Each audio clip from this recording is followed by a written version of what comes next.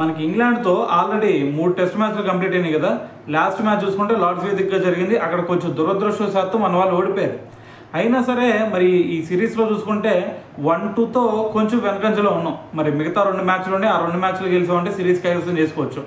కానీ ఇప్పటి వరకు మరి మొత్తం 6 ఇన్నింగ్స్లో అదేవిధంగా మొత్తం 3 టెస్ట్ మ్యాచ్లు జరిగినాయి కాబట్టి సో దీంట్లో మరి బౌలర్స్ టాప్ 5లో ఉన్న బౌలర్స్ ఎవరు, అత్యధిక వికెట్లు తీసుకున్న బౌలర్స్ ఎవరు అనే దాని గురించి వీళ్ళు క్లియర్గా మాట్లాడదాం.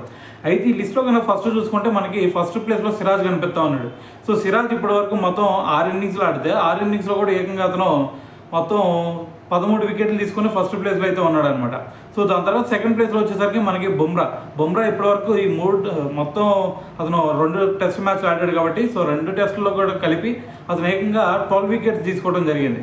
మరి దాని తర్వాత థర్డ్ ప్లేస్లో వచ్చేసరికి మనకి బెన్ స్టోక్స్ మొత్తం కూడా ఇప్పటివరకు 11 వికెట్స్ తీసుకొని థర్డ్ ప్లేస్లో ఉన్నాడు అనమాట.